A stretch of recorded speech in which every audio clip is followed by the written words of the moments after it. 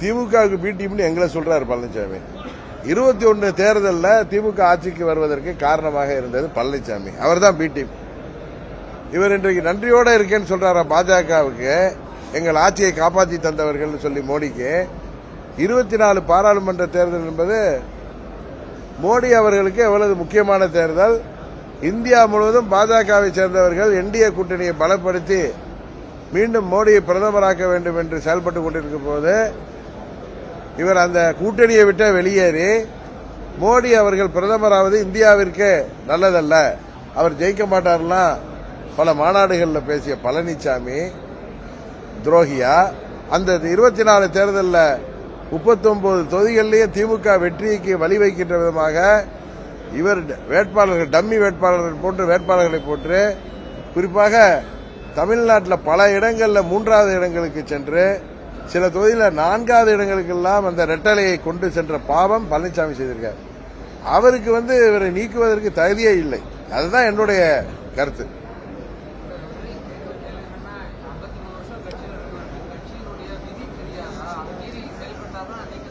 Sir, கட்சியோட விதி பழனிசாமிக்கு தெரியாதா?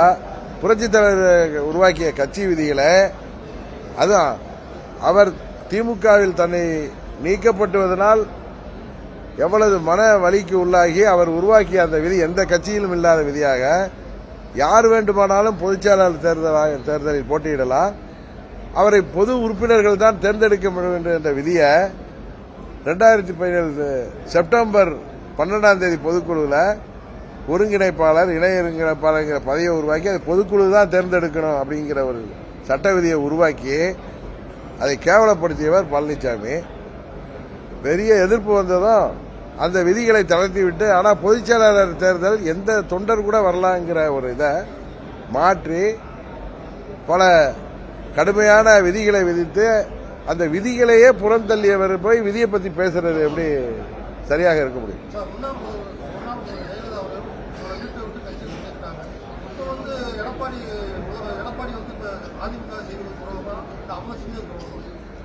அம்மா அவர்கள் நீக்குவதற்கு அனைத்து உரிமை இருக்கு. அம்மா அவர்கள் என்ன நீக்கினார்கள், இதுதான் என்ன புதுசா கேட்கறீங்க, உங்களுக்கு தெரியாது. அதுக்கப்புறம் என்ன துணை பொதுச்செயலாளர் ஏற்றுக்கொண்டு ஆர்கே நகர் தொகுதியில் சட்டமன்ற இடைத்தேர்தலில் பழனிசாமி கையில தொப்பியை வச்சுக்கிட்டு தொப்பி சின்னத்தில் வாக்கு கேட்டார். அப்போ அண்ணன் பன்னீர்செல்வம் தேர்தல் ஆணையத்தில் மனு கொடுத்திருந்த போது எங்கள் கட்சியின் துணை பொதுச்செயலாளர் டிடிவி தினகரன் அபிடவிட் கொடுத்தவர் பழனிசாமி. அதனால உங்க கேள்விக்கே அர்த்தம் இல்லாமல் போகிறது.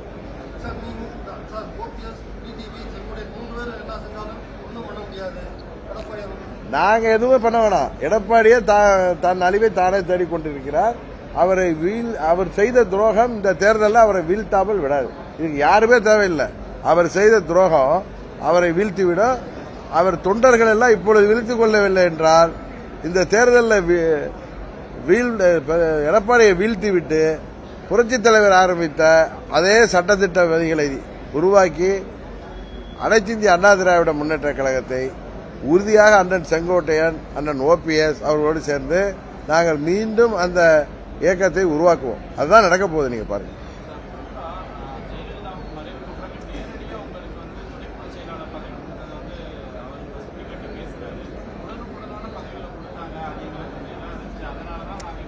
சார், அந்த துணை இப்பதானே பதில் சொன்ன விடிய கதை கேட்டு சீதைக்கு அந்த துணை பொதுச்செயலாளர இவர் தான் எங்க கட்சியோட துணை பொதுச்செயலாளர். தேர்தல் ஆணையத்தில் அபிடவிட் கொடுத்தார். அவர் தான் ஆர்கே நகர் இடைத்தேர்தல் என்னெல்லாம் என்னை பத்தி பேசினாருன்னு உங்களுக்கு தெரியும்.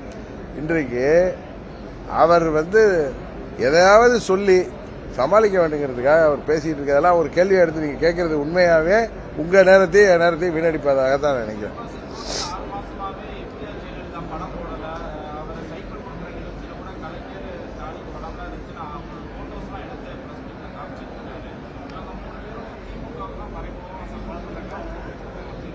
சார், நீங்க ஏதோ விறுவிறுப்பா கேட்கணுங்கிறதுக்காக கேட்கறீங்க.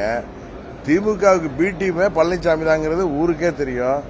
21 தேர்தலில் திமுக ஜெயிப்பதற்கு காரணமே பழனிசாமியோடைய அந்த குறுக்கு புத்தி தான். அதுபோல 24 பாராளுமன்ற தேர்தலில் திமுக 39 இடங்களையும் ஜெயிப்பதற்கு காரணமே பழனிசாமியுடைய அந்த பி டீம் செயல்பாடு தான். ஏன்னா தான் மீது எந்த வழக்கும் வந்துவிடக்கூடாது என்பதற்காக அவர் போடுகின்ற வேஷம் தான் அது.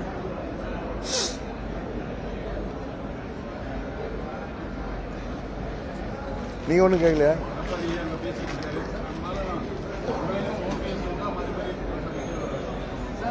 அவருக்கு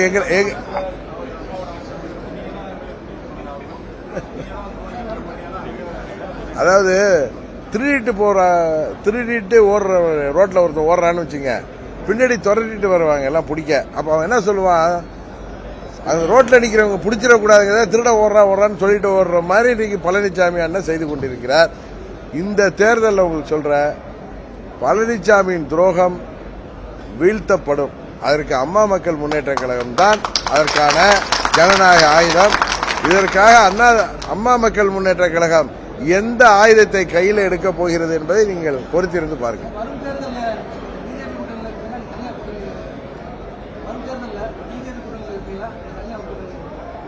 நான் இப்ப எந்த கூட்டணியும் இல்லை, 3 மாசம் ஆகுது நான் வெளியில வந்து.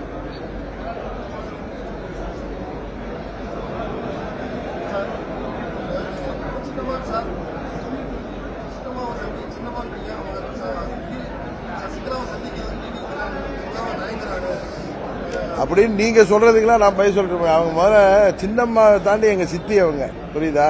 அதை நீங்க முதல்ல அதை சித்திங்கிறதுக்கும் சின்னம்மாவுக்கும் உள்ள வித்தியாசத்தை நீங்க புரிஞ்சுக்கிட்டீங்கன்னா அந்த கேள்வியை கேட்க மாட்டீங்க.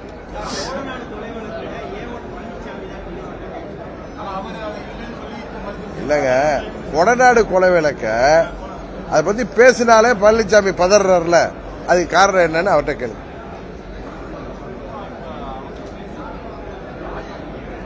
சார் நான் சொல்றேன் சார், துரோகம் செய்த பழனிசாமி தான் துரோகத்தை மறைப்பதற்கு அடுத்தவங்க மேல துரோகின்னு பட்டா சொல்றது இதை நீங்க வேணா நீங்க உங்களுக்கு விறுவிறுப்பா இருக்குன்னு கேட்கலாம். எல்லாருக்கும் தெரியும், 3 வயது குழந்தைக்கு கூட துரோகம்னா அது யாருன்னா பழனிசாமி படத்தை கை காமிக்கும். அதுதான் இன்றைக்கு நிலைமை.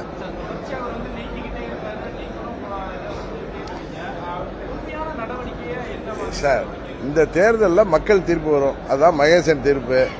இதுவரை அவர் 10 தேர்தல்களில் எவ்வளவு பணபலம், இரட்டை இலை என்கிற மாபெரும் சக்தி வாய்ந்த ஆயுதம் இருந்தோ, அவரால் பலாயிரம் கோடி செலவு செய்தோ அவரால் வெற்றிகளை பெற முடியவில்லை.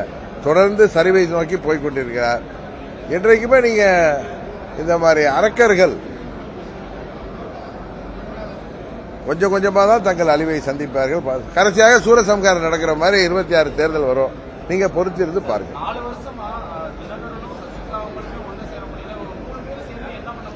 சார் இல்ல அது நீங்க பேசலாம் சார், நீங்களே பேசலாம். இது அம்மா மக்கள் முன்னேற்ற கழகம். இது எங்க சித்தி ஜெயில இருக்கிறப்ப ஆரம்பிக்கப்பட்ட இயக்கம். இதுல நாங்க 2 பேரும் ரோட்ல ஒன்னா கை கோர்த்துட்டு நிக்கணுங்கிற அவசியம் இல்ல. எங்க தொண்டர்களே போதும், தமிழ்நாட்டு மக்கள் போதும். அவர் செய்த துரோகம் அவரை வீழ்த்திவிடும். நீங்க விருப்பப்படுறதுக்காக சார், நாங்க அவரு நீங்களே ஒன்னா நிக்கல அப்படின்னு நீங்க கேட்கறதுக்காக நாங்கள் எல்லாம் ஒன்னா நிக்க வேண்டிய அவசியம் வராது. தேவை ஏற்படும் பொழுது நாங்கள் எல்லாரும் ஒன்றாக இருப்போம்.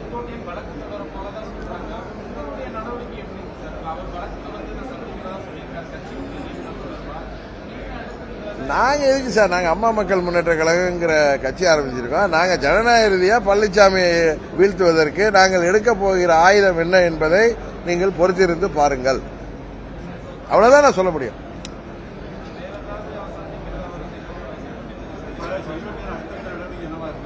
நீங்க அவர்கிட்ட தான் கேட்கணும். நீங்க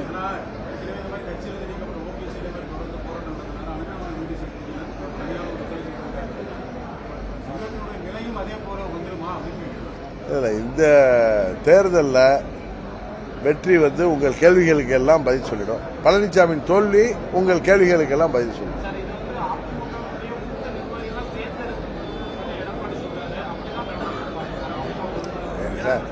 சார், செங்கோட்டையனை விட மூத்த நிர்வாகி அங்க யாரும் கிடையாது சார்.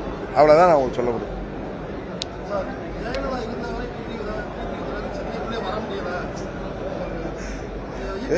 தம்பி, நீங்க ஏதோ என்ன ஏதோ கோபப்படுத்தலான்னு கேக்குறீங்க. எனக்கு கோபமே வராது, பதில் தான் வரும். என் வீடே சென்னையில தான் இருக்கு, கற்பகம் கார்டன்ல தான் இருக்கு என் வீடு, புரியுதா? நான் வந்து அங்க 28 வருஷமா அந்த வீட்டில் தான் இருக்கேன். இது போன்ற பதில்கள், இது போன்ற கேள்விகளை இது நீங்க கேட்கறீங்களா இல்ல யாரும் சொல்லி கேட்கறாங்களான்னு தெரியல. இது இந்த பத்திரிகையாளர் சந்திப்பின் தரத்தையே குறைக்கிற மாதிரி இருக்கு உங்க கேள்வி.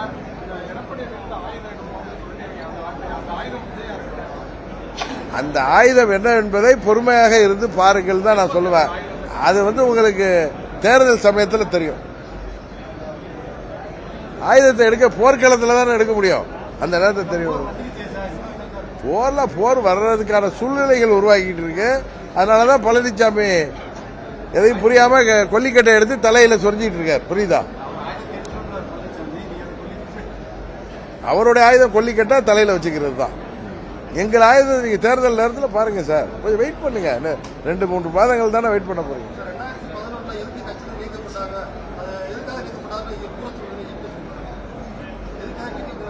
அது எல்லாருக்குமே தெரியும் எதுக்காக நீக்கப்பட்டாருன்னு எல்லாருக்கும் தெரியும், பழனிசாமிக்கும் தெரியும். அதனால அதை வந்து திரும்ப சொல்ல வேணாம். பழனிசாமிட்டே கேளுங்க எதுக்காக நீக்கப்பட்டாருன்னு. வேற என்ன கேள்வி நீங்க கேளுங்க, வேற எதுவும் பழனிசாமி சொல்லி கேட்கறதா இருந்தாலும். ஏன்னா அது ஒரு அருமையான பத்திரிகையாளர் சந்திப்பு, அருமையான கேள்விகளை என்ன கேட்கிறாங்க, கரெக்டா? நீங்க அதே மாதிரி நேரத்தில் நீங்க ஏதோ ஒரு PhD கிளாஸ்ல ஆல்பா ABCD கிளாஸ் மாதிரி கேட்கறது அது உங்களுக்கு பெருமையா இருக்கலாம், எனக்கு அது வந்து சிரிப்பு தான் வருது.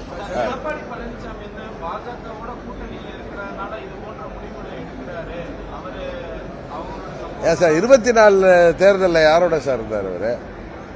என்ன சார் கேள்வி? 24 தேர்தலில் யாரோட கூட்டணியில் இருந்தார் சொல்லுங்க? பாஜகவோட இருந்தாரா?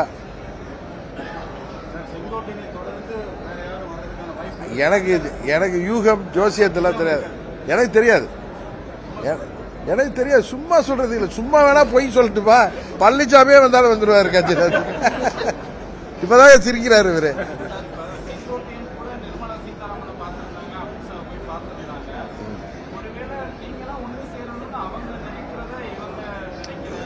இதுல ரூம் போட்டு யோசிப்பீங்களா இல்ல தனியாக ரூம் போட்டு யோசிப்பீங்களா?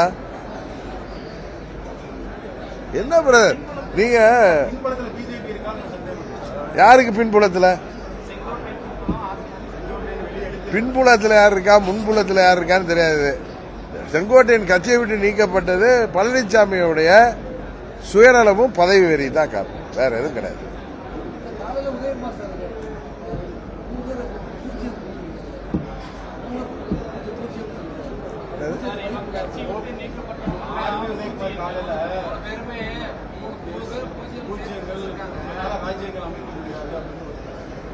அவர் பெரிய மகான்ங்க, நீங்க அவர் பாருங்களேன், அப்படியே ஒரு மகான் மாதிரியே இருக்காரு. அவருக்கெல்லாம் பை சொல்லக்கூடாதுங்க.